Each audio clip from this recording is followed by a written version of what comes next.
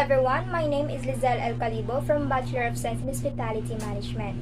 So now I am going to make a video presentations of my report about the supplier selections method. Why is that we keep reading more and more articles about the companies failing due to their supplier selections process? So now let's discuss the 5 steps you should know take in order to make the correct decisions in supplier selections. So now we have an important input to the supplier selections process are the guidelines for the types of suppliers. These guidelines are impacted by the source strategy. Sourcing strategy, which we explore in other article. The second one is supplier selections. It is a process by creating your first order for that lucky supplier. So now let's move on to our main topic about the 5 steps of supplier selections method. So we have a 5 steps process. Number 1 is a create supplier selection scorecard. Number 2 is identify suitable suppliers. Number 3, rank the scorecard. Number 4, negotiate.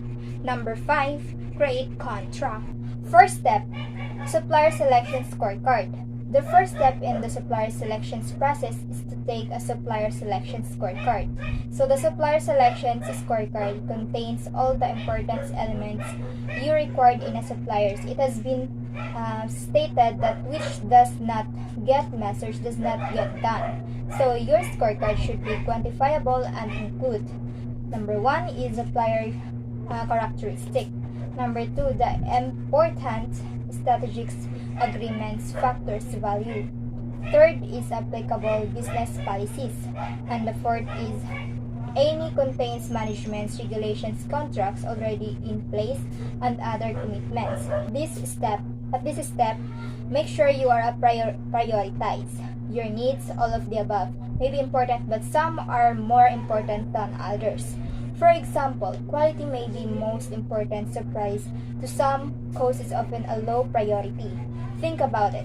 If a supplier offers poor quality, long lead time, late delivers, does it really matters how low the price is? Simply won't do. Step to identify suitable suppliers. Once you have a selection criteria in place, you must have to create the pull form which will elect the suppliers during the part of this process you will want to consider. First is current suppliers. Starting with suppliers you have experience with established relationships is generally a good idea. The second one is the past suppliers, depending upon the reasons why they are past and not current. The third is competitors. You may be in the positions to buy from competitors if it is ethical and low risk. The fourth is industry groups, many of which are not profit and maintain databases of members' companies. The fifth is recommendations and prior business relationships, so perhaps created while working at their companies. So number 6 is internet, which offered opportunities to find research and contact potential suppliers. Step 3, scorecard ranking. Gather information from the identified suitable suppliers, perhaps in the form of requested for quote or request for proposal. First is select the highest ranking suppliers, recognizing that while you are not required to pick the top scorer, moving too far down the list is a red flag. The second is choose more than one for further qualifications, may include interviews. If all of that not identify a clear winner, you may need to review your criteria and expand your research. Stage 4, negotiate.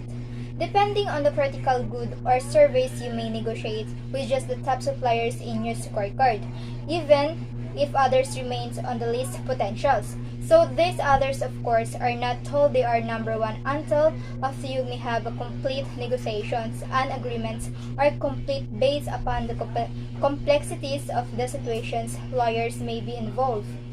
Step 5. Create contract.